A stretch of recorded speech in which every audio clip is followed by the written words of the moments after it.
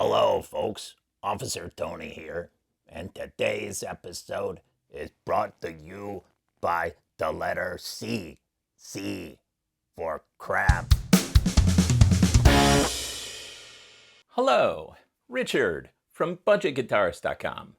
I have no idea why I always do this and this. It's just I did it, I think, in the first video, and now I'm kind of stuck with it.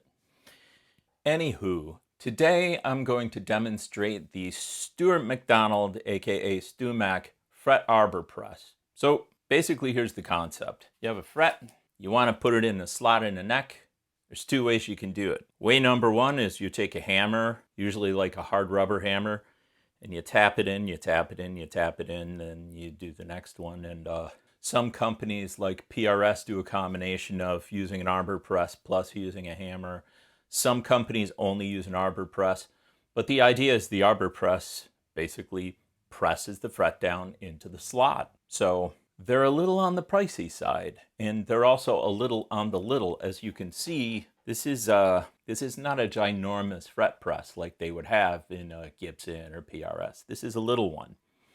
There's holes on here to bolt it to your workbench, and if I had a workbench and I was doing these all the time, that might make sense. As it is, I've just got it set up on this temporary makeshift table. One thing I will tell you, though, is this thing is heavy. It's pretty darn heavy. So it's actually not going anywhere right now. But if you are going to be doing a lot of guitar fretting, well, you're probably not watching this channel, are you? Let me think about that. Why would you want to buy something like this? Well, you would want to buy something like this if you're planning on doing a whole bunch of refrets. So I'm really into working on my own guitars. Initially, I started learning it as a way to save money, but in reality, this is not a way to save money. If you buy all the tools that you need to be able to work on your own guitars, you're going to spend a small fortune, as I pretty much have. And so you can buy the expensive tools like this. There are people who just bought like a Harbor Freight version of like a small arbor press and like rigged it up, you know, but honestly, I don't have an aptitude for this stuff. What I have is I have a lot of patience and I have a lot of desire. Sometimes if you're patient and you're willing to keep trying, you'll get there eventually, even if you don't have natural talent with working with tools, which I don't. So anyway, I'm going to show you how this works. Oh, so why would I want something like this instead of the hammer? Consistency, right? So if you've been hammering in frets for 20 years, you're probably pretty consistent. But if you're a guy like me who does it maybe 5-10 times a year, it's real easy to hit a little bit too hard. And once that fret is a little bit farther down in the wood than the other frets, then you got a problem. What you have to do is you have to sand all the frets level, you know, and then recrown them, etc. and so on. There are companies, as a matter of fact, who don't level and crown their frets. They use a fret arbor press and they put them in very carefully and they measure with a fret rocker as they're going in to make sure they're all level. Because from the factory, these frets they're crowned really, really nicely and they're very, very smooth. So if I could do a refret with a fret arbor press and not have to do a level crown, I could end up with really superior results.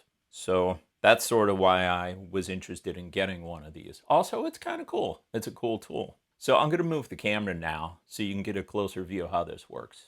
How's that? Okay, so here's the basic concept. You've got this big gray tray. Now, I've kind of cheated. I took some wood shims. These could be anything really that are roughly the same height as this. And I just kind of put this down so that when I'm moving the neck along, I've got a little more stability, because if you don't, then what happens is basically this whole thing can rock, and that's not good. So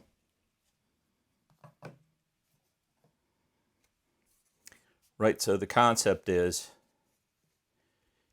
you put the fret in, and then you move it down, you put the fret in, and then you move it down. Now, when I get down to here, you can see there's like a gap here. So I got a big old pile of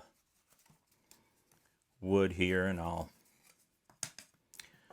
do something along the lines of this to give this some more support when we get down there. Okay, so before I put these frets in, actually, I want to show you something. I still have work to do on these frets. So here's what I did so far. I took a brand new set of pre-cut Fender medium jumbo frets, and I sort of measured them, and I cut them, and I put them in this block, this numbered block. So 1, that's the first fret. So you can see this is not real big, but it's pre-measured fairly close to go into here, to go into this slot, right, like that. So what I do is I try to center it up. I try to center it up and then put it under and then pull the arbor press down. But before I do that, I want to show you something. Yeah, getting the camera to focus on this is going to be a little tricky. There, you can kind of see it there. There we go. All right. So these are the fret tangs, these jagged little things here, and that's what sticks into the wood. They're little barbs. But down at the end of the fret, the barbs go all the way to the very end. And so what I have to do, let me get this even closer. There we go. So you see that? See how the barbs extend all the way down to the end of the fret? What I have to do is I have to cut that a little bit, because if this is sticking out of the fretboard like this, okay, so then when I go to level that off, it'd be really nice if that tang wasn't there, if I had just a little bit of overhang. And that's what the professional guitar builders do. They give you a little bit of overhang. So how we accomplish that is I've got these fret cutters, and on each end of this thing, I'm going to cut this to give myself some overhang. So, see? All right, so then clip. So now I'm going to cut off that little end piece there. And I want to be sure to capture these little things. Right, so I've got that little guy is inside of here. See? Right, that little guy is inside of here. I want to make sure that I'm capturing all of those. So now if I hold this up, you can see.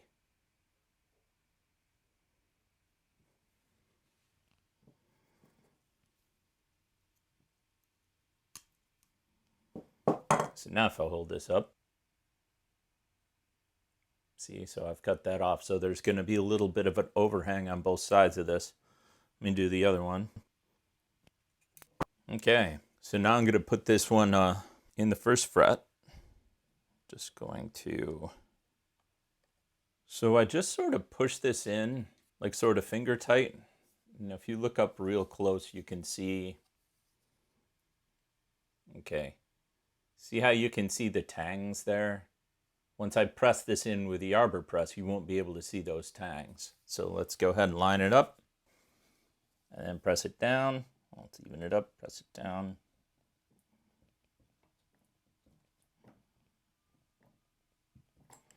Okay. Now have a look.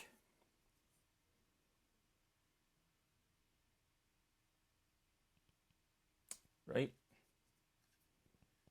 So pretty good. So now what I'm going to do is I'm going to go ahead and I'm going to go through all the rest of these guys and clip off a little bit of the tang on each end of all of these. And then once I've got that done, then I'll come back and I'll press the rest of them in with the arbor press. But I'm not going to run video while I'm doing this. This is going to take like forever. Let me do that and then I'll come back. So I'm going to put my specs on so I can see better. I'm going to go ahead and put in the number 2 fret. Now you might ask, well, why number them? You know, why not just cut up? Well, that's because the neck is narrower down here and wider up here. So I think what I want to do, actually, let's be smart about this. I think what I want to do is kind of put the frets in the slots, then I can just go through and do them all at the same time instead of putting one in and then pressing it in, and then putting another one in, pressing it in. The difficulty here, of course, is that that can happen. They just sort of, I can't really push these in very well. So I have to be kind of careful. I'll be speed up the video here.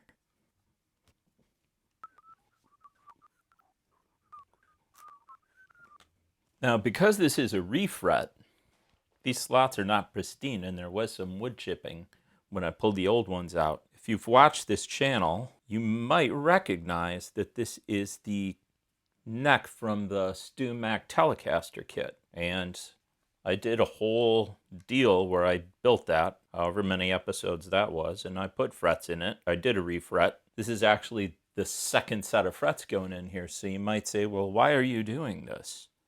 You know, why didn't you just leave the frets in? Why'd you pull them out, and why are you doing this?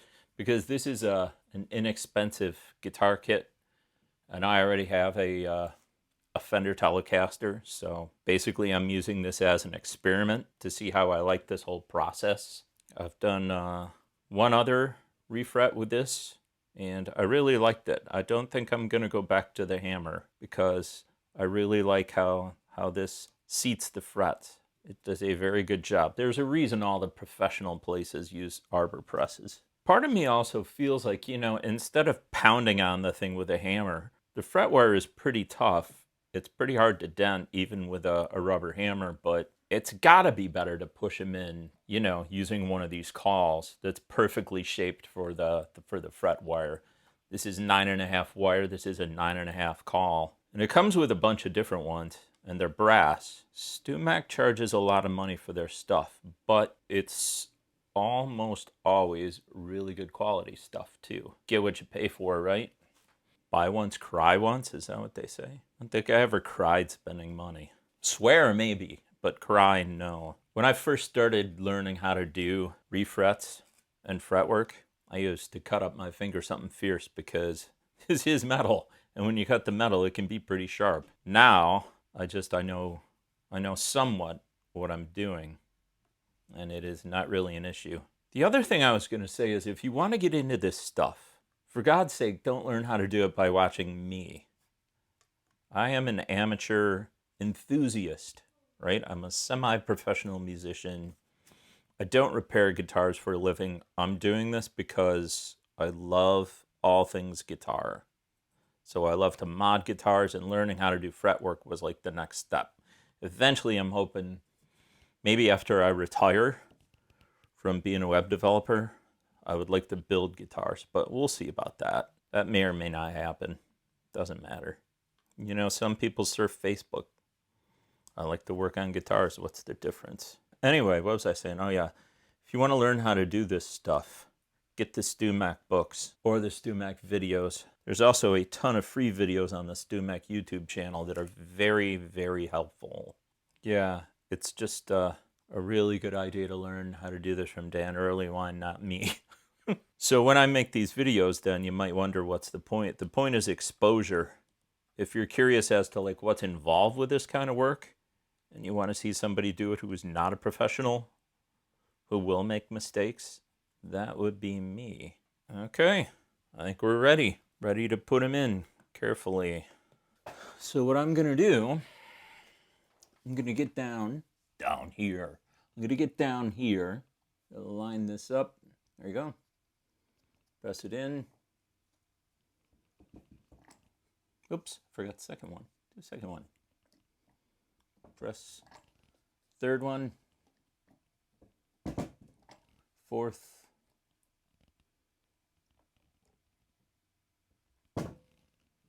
Fifth.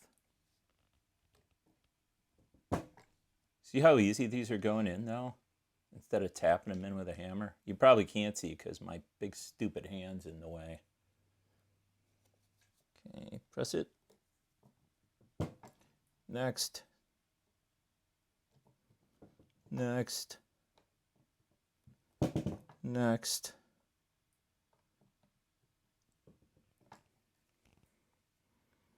Next, try to move my hand here. Okay, now it's time to stick a little support under here. Pushing them in. Easy as that. Look at that. Done. So they're all in. So the next thing I would do is I would take my fret rocker file, and if you're not hip to what this thing is, well, basically it's got 4 sides to it. 1, 2, 3, 4, and they're designed to span 3 frets. So down here, you would use the big edge, and then as you go up, you use smaller edges until you get to the very top when you're using this smallest edge here. And what you want to do is you want to put it across the 3 frets, and then you want to see if you can rock it like a seesaw. Because if you can rock it back and forth like this, then that means that the fret in the middle is too tall. Now right here, I can feel it's not, it's perfect. So what I would do is start down here, okay? And I can tell you that there's a little bit of fret rock right here. This part right here is too high. So what I can do is, I'm gonna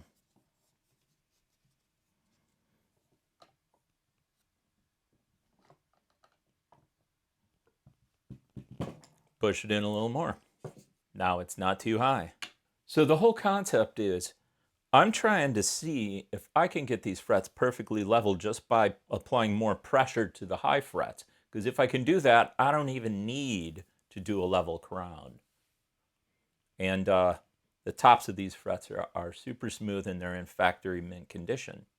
So yeah, I'm just going to go through and repeat the process and get this neck as good as I can get it. And then I'll have to take care of all of these sharp edges. But that would be a different video if I decided to do a video on that. I've already made a video on that. I just wanted to kind of show this thing, show you how it works, show you what's involved. And yeah, hopefully somebody found some of that interesting or educational or some such thing. And I will see you again next Friday at 5.